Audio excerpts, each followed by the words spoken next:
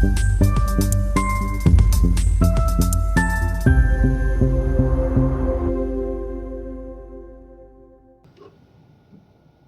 मित्रांनो. जेन झी आंदोलनाने भारतात सगळ्याच राजकीय पक्षांना, सगळ्याच नेत्यांना विचार करायला लावलेला आहे की या पिढीला आपल्याकडे कसं वळवावं किंवा आपल्या विरुद्ध जाण्यापासून कसं थांबवावं. ही पिढी कोणाचीच ऐकत नाही.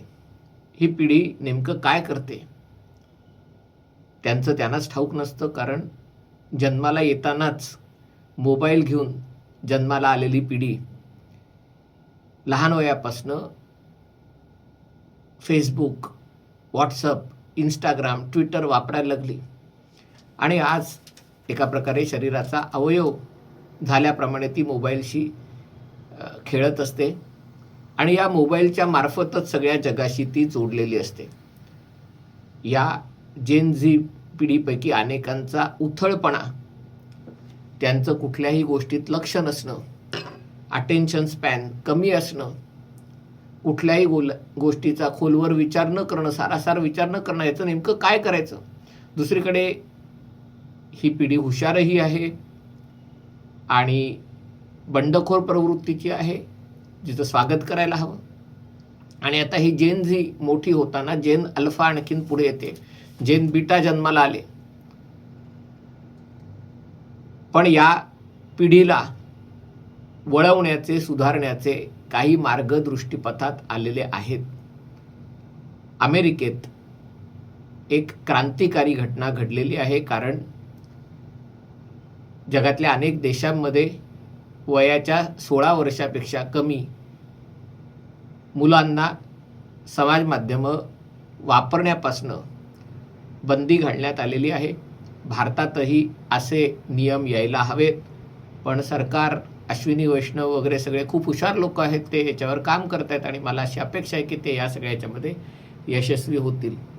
पण अमेरिकेत मात्र जिथे या सगळ्या गोष्टींचा सगळ्यात जास्त प्रभाव आहे, तरुणांवर जास्त प्रभाव आहे, तिथे क्रांतिकारक घटना घडलेली आहे. ती म्हणजे अमेरिकेतल्या आघाडीच्या वकिलांनी, आणि या बाबतीत रिपब्लिकन आणि डेमोक्रेटिक पक्ष या दोन्ही पक्षांशी संबंधित वकिलांनी या मेटा कंपनीला, म्हणजे फेसबुक, व्हॉट्सअप, इंस्टाग्राम चालवणाऱ्या कंपनीला न्यायालयात खेचलं आणि त्यांच्यावर जबरदस्त नुकसान भरपाईचा दावा लावला आणि शेवटी मेटा कंपनीला झुकावं लागलं. 18 अब्ज डॉलरची नुकसान भरपाई तर ते देणार आहेच आहे, पण त्यांनी एक नवीन नियमावली देखील प्रकाशित केलेली आहे आणि भारतात अशा प्रकारची, कदाचित याच्याहून कठोर नियमावली लवकरात लवकर लागू होणं आवश्यक आहे. ही नियमावली काय सांगते तर हे जे 52 वकील कोर्टात गेले होते, त्यांच्याशी चर्चा करून त्यांनी हे ठरवलेलं आहे की फेसबुक आणि इंस्टाग्रामचा वापर दिवसाला 2 तासापेक्षा जास्त करता येणार नाही आहे कोणाला, 13 ते 18 वयोगटातल्या मुलांना. त्याच्याहून जास्त वेळ त्यांना जर फेसबुक किंवा इंस्टाग्राम वापरायचं असेल तर त्यांच्या पालकांची परवानगी लागणार आहे. अर्थात इथे कळीचा मुद्दा आहे की अनेक ठिकाणी पालकही माझं डोकं खाऊ नको, त्याच्यापेक्षा बस इंस्टाग्रामवर म्हणून परवानगी देण्याची भीती आहे. पण 2 तासाच्या वरती त्यांना समाज माध्यमं, खास करून इंस्टाग्राम आणि फेसबुक वापरता येणार नाही आहे. दुसरी गोष्ट म्हणजे रात्री 12 ते 6 त्यांना समाज माध्यमं वापरता येणार नाहीत. त्यांचं फेसबुक आणि इंस्टाग्राम रात्री 12 वाजल्यानंतर उघडणारच नाही आहे.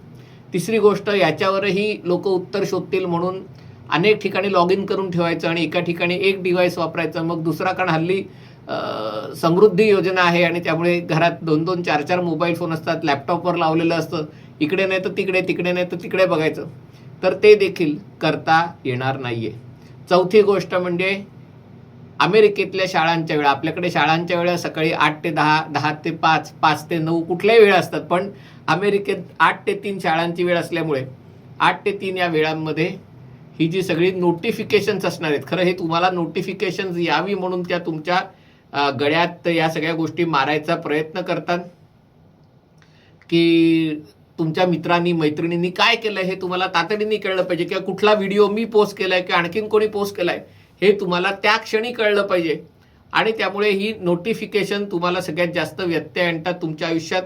माझं स्वतःचं मी सांगतो, पुस्तक वाचायला बसलं 5-10 मिनिटं झाली की अशी तीव्र इच्छा होते की मोबाईल बघावा आणि कोणाचा मेसेज आलाय, कोणाचं नोटिफिकेशन आलंय.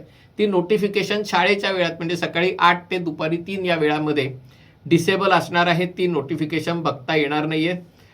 याच्यानंतर 15 मिनिटं जर सलग तुम्ही मोबाईल वापरलात म्हणजे कंटिन्युअस दुसरीकडे न बघता स्क्रीन बघत असाल तर फेसबुक किंवा इंस्टाग्राम तुम्हाला अलर्ट पाठवणार आहे. जर तुम्ही एका दिवसभरात 1 तास किंवा 90 मिनिटं म्हणजे टोटल 2 तास वेळ आहे, पण असं जर तुम्ही त्याचा वेळ झाला तुमचा 1 तास जर फेसबुकवर घालवला, इंस्टाग्रामवर घालवला, तर तुम्हाला प्रॉम्प्ट येणार आहे, मेसेज येणार आहे की तुमचा 1 तास झाला आहे, आता 1च तास उरलेला आहे. याच्यानंतर सगळ्यात महत्त्वाचं म्हणजे हे अल्गोरिदम जे या गोष्टी तयार करतात, आणि हे गेली अनेक वर्ष चालू आहे. म्हणून मी फेसबुक वापरणं बंद केलं, कमी केलं, आणि इंस्टाग्रामवर तर मी जातच नाही. कारण तुम्ही हे सगळं कशासाठी सुरू केलं की तुमचे मित्रमैत्रिणी, तुमचे आप्तस्वकीय काय करतायत हे कळण्यासाठी तुम्ही या गोष्टी वापरायला लागलात. पण आता तुमच्या मित्रांचं काय चाललंय हे सगळं दाखवण्यापेक्षा जे सगळ्यात जास्त वादग्रस्त असे तुमच्या मित्र यादीत लोक असतात त्यांचं सगळं आयुष्य दाखवणं, याच्याशिवाय ज्याच्यामुळे तुमच्या भावना आता तुम्हाला राग येईल किंवा असूया वाटेल, हेवा वाटेल, अशा लोकांचे फीड तुम्हाला जाणीवपूर्वक दाखवण्यात येतात की तुम्हाला ॲडिक्ट बनवलं जावं. तर या गोष्टी 13 ते 18 वयोगटातील लोकांच्या बाबतीत केल्या जातील, कमी केल्या जातील. ऑटो प्ले कंट्रोल म्हणजे एक व्हिडिओ झाला की दुसरा, दुसरा झाला की तिसरा, आणि मग 100-100, 150-150 रील लोक बघत बसतात. आणि त्यामुळे ऑटो प्ले होणार नाहीत. त्याच्यासाठी तुम्हाला जर पुढचा व्हिडिओ बघायचा असेल तर काहीतरी करावं लागेल. एक संपल्यावर दुसरा, दुसरा संपल्यावर तिसरा, असं होणार नाही. आणखीन एक महत्त्वाची गोष्ट म्हणजे या किशोरवयीन मुलांमध्ये 13 ते 18 वयोगटातल्या असं हे असतं की ती एक असूया असते की वर्गातल्या माझ्या मित्रमैत्रिणी काय पोस्ट करतायत, त्यांना किती लाईक येत आहेत, त्यांच्या याच्यावर काय कमेंट होत आहेत. खास करून इंस्टाग्रामच्या बाबतीत आहे.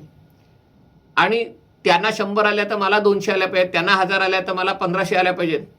यासाठी अशा प्रकारचा कंटेंट पोस्ट केला जातो ज्याच्यातनं त्यांचं स्वतःचं वैयक्तिक नुकसान होतं, पण त्याच्या मित्रांचंही नुकसान होतं. त्याच्यातनं वेगवेगळे हेट क्राईम ज्याला म्हणतात अशा गोष्टींना चालना मिळते. त्याच्यावरही नियंत्रण आणण्यात आलेलं आहे. त्या मुलांना आता 13 ते 18 या गोष्टी दिसणार नाहीयेत. म्हणजे किती लाईक झाले, किती कमेंट झाल्या.